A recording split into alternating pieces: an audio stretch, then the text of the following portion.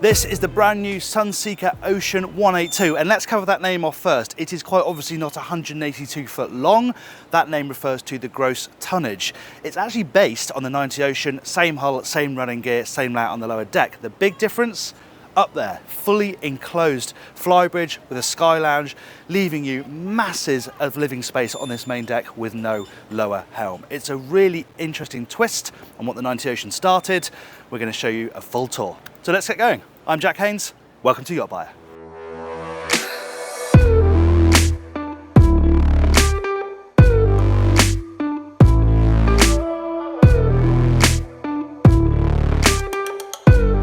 Before we get into it though, make sure you subscribe to the channel, hit subscribe, hit the bell icon, and you'll never miss another tour like this one. We're not going to spend too much time back here because this is identical to the 90 Ocean, the boat on which this is based. It has the extend seating option. We've seen this on the 90 Ocean, the 100 Yacht. Quite familiar with it now. It gives you this option to have sunbathing space down here on the platform. This clamshell then folds up, it all rises up, and you can have this same setup facing into the cockpit. In fact, it's in that mode on the 90 Ocean next door, so we'll get a cutaway to show you how it looks the other way around. But it is still really impressive. It is a great space down here with additions like the barbecue right here down on the waterline. You've got the drop down platform back here. It really is a great living space. And a key feature is how well it links to this mezzanine cockpit up here. So people can be down there playing, splashing around, having fun, but you can sit up here under the protection of the overhang from the flybridge on comfortable seating and just enjoy the view. And what they've also done very cleverly is make this open up entirely. So you have an unbroken connection between these two areas. Really, that's for use when these seats are in the up position, but it does make this incredibly flexible area. You've got a sink and a chopping board on that side with an ice maker and a fridge, so all very close to this nice seating area. And then over on this side, you have your second docking station. Only one Helm Station on this boat, up on the upper deck. We'll see that later on. So manoeuvring, a lot of manoeuvring will be done from down here, especially if you're mooring stern to. Now, some of the big news is on the inside of this boat, but before we go in there, we're going to head up to the foredeck. Now, in maximising the space in the saloon, there is a little bit of a pinch on the side decks for a boat of this size, but they are very safe. Just check out the height of these rails. I'm 6 foot tall, you can see how high these are, and also, crucially, the glass in the sides here. So when you're sitting down in the saloon, looking through those windows, you've got unbroken views out over the water. Side doors on both sides. This goes into the galley area. This will all make sense when we go inside. But here on the foredeck, very, very similar to the 90 Ocean. This boat hasn't got the table option. You can have tables on either side, but it has got this feature, which I love. We're used to seeing the bench, we're used to seeing the sun pad, but I like the fact that you can sit down and you've got this bar in front of you, which has got cup holders in it, pop-up lights, the mounts for the canopy. It's a really effective foredeck space. Let's head inside.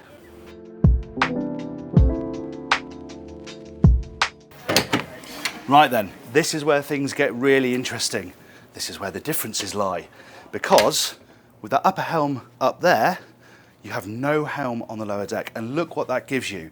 All of this space right forward to the windscreen, pure living space. They talk about penthouse apartment, and you know what? It does feel a bit like that. It's really nicely done. Big TV up here on the way in. Obviously, that's well positioned opposite this huge sweep of very comfortable seating space over here. This is really large, even for a boat of this size. But there's a nice mix. It's not all fixed furniture. You've got some freestanding stuff here on the port side. This is flexible. If you want something different, you can have it. And this aligns with the sliding door as well, so you can get some access straight to the side deck from here rather than having to go out through the back there. And one of the major layout changes is you haven't got a staircase up to the flybridge in the cockpit like you have on the 90. This is your only staircase up to the top deck, but it's really nicely integrated. Look at the curvature here, the stainless steel work. It is a feature. It's not just a staircase plonked in the way. It's part of the boat. It's a really nice piece of design. And this is where the galley is on the 90 Ocean, but now you just have this open living space. Day head here, well positioned on the starboard side. Love the woodwork on this boat as well. Really high quality and looks very, very smart. And then if we move right forward, this is the big change. Galley right forward here, underneath the windscreen, drinking in big gulps of natural light right opposite the dinette, which again is right forward. It just works. It feels like an American kitchen. Very sociable and very well spec'd as well. Huge amounts of cooling space, sort of head height here, then you've got 2 more coolers down here, domestic oven and microwave, dishwasher down here. It's a big boat, it will probably have some crew on board, so there's a side door so the crew can get in and out easily. You can also semi-partition this off if you want a little bit more privacy. It is a very effective piece of design. I think from here, we should head straight down this companionway to the VIP cabin. The lower deck arrangement is identical to the 90 Ocean. So that means you get this big, private VIP cabin right forward here in the point of the bow. It's very nicely put together. There's a little bureau very cleverly tucked into the corner here. Storage over on this side as well, and then a lovely big TV mounted on this bulkhead with the soundbar below, and some beautiful woodwork detailing here as well. They've worked hard on that. That's not just a flat panel, that's a really nice piece of work. Separate bathroom, as you'd expect, just on this side here. It's a really comfortable little oasis for your guests to use. Let's head amidships now and look at the remaining guest cabins and of course the owner's stateroom. What works so effectively about this layout is that you can have that as the guest cabin and give guests real privacy, or if your guests are on board and their kids are on board and you just want to give them the amidships accommodation all to themselves, you can use that as the owner's cabin. The rest of the accommodation is via the central staircase down here. If we come downstairs and head amidships, we find the first guest cabin in this area. This is a double with a good sized double bed actually, flat floor all around, well over 6 feet of headroom above my head, and you have the same finish actually as you do in the VIP, that nice woodwork, another really big TV with the soundbar, private bathroom, and a really good amount of storage here as well. And then if we head over to the starboard side, we find the twin. When I say it's a twin, it can also be a double, because these beds are mounted on rails, so you can slide them together and make a double really easily. It's got a separate bathroom, same in terms of AV, but this sliding berth arrangement and that private VIP forward, I think, make this ripe for charter. It would work really well in that case. But the star of the show in this area, of course, is the owner's stateroom. Not forgetting some storage behind me here on the way in, and then look at the size of this.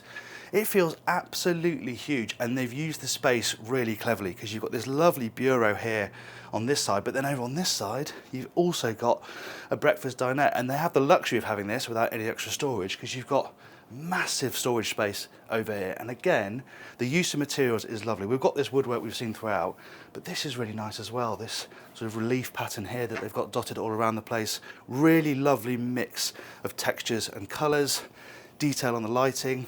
It's absolutely lovely.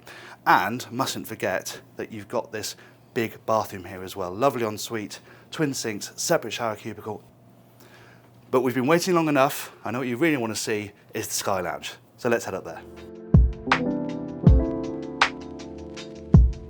Right, up we go then to the main event aboard the 182, and we'll start right at the front at the Helm Station, the only Helm Station. Major change obviously over the 90 Ocean, and what a commanding space this is. You sit so high, big old fully adjustable captain's chair, you've got your screens in front of you, great view down that foredeck and over the bow. It's a really nice place to drive from. I imagine there might be the option to have another seat here. It might be nice to have another forward-facing seat so the captain can have some company on the move. But it's also a living space, as we're going to see in a moment. While I'm here, I'll just talk about performance. Based on the 90 Ocean, it's all very similar, same engine options. MAN 1615, 1900, 2000 horsepower, top speed 27 knots, 1100 nautical miles at 10 knots. All very similar. But let's check out this living space. You have a sort of mini galley bar up here. Over on this side, you've got a sink, some more cooling space, so you're not having to run between the two areas to serve guests. And then this lovely Sky Lounge up here. The styling line here does break up the view a little bit, which is a shame, but it's a great space. And again, you've got TV up here, so you can watch a movie of an evening, put the sport on. It works really nicely. And of course, you may not have the full-size open flybridge like you've got on the 90 Ocean over there, but you've still got some outdoor living space. Where on this particular boat, we've got another wet bar over here, where underneath you have your grill, sink, and yet more cooling space, and a couple of sun lounges over there. But if you wanted tables out here, armchairs, You know, Sunseeker will look after you in that way. They'll make it very flexible. And you can come right back here and you have another viewing platform out over that enormous bathing platform down there. It's a cool space. The other thing you can do is have no doors back here, send the teak all the way in and have a sunroof. So you have even more of a hybrid enclosed open flybridge style. This is a really great layout, as is the 90 Oceans, but you can sort of have a between option as well. Let's head downstairs now and check out the engine room and the crew space. As we head around to the crew access, I'll just point out what I mentioned earlier, no staircase up to the top deck from here, so you just get storage space up here where that staircase is on the 90 Ocean. Come around here, I'll also point out there are boarding gates on both sides, so you can board side 2 very easily. And then to get down to the engine room and the crew area, there's a side door here on the port side deck.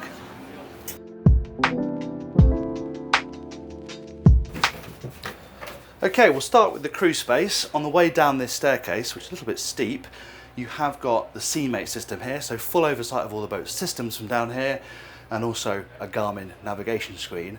And actually, for a boat of this size, this is a decent crew area. They've got a mess space down here, a reasonable sized galley over on this side with microwave, fridge of course, sink over there, TV mounted up on the wall. They've got their own soundbar as well.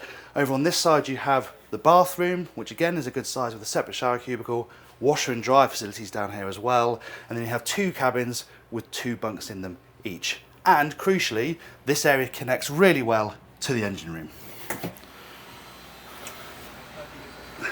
Now, in getting all of that living space on board, it has led to a relatively well-packed engine room. The engines are on V-drives, they're set a long way back in the hull.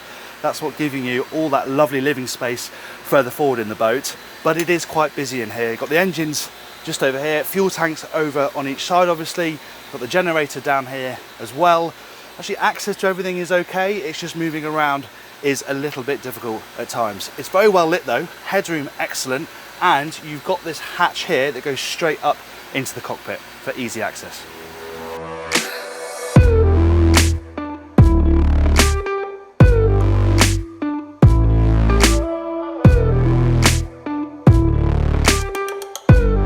Thank you very much for watching that tour. I hope you enjoyed it. If you did, please give it a like. If you want to watch a tour of this boat's big sister, the 100 Yacht, we've got one of those on the channel. Click up there.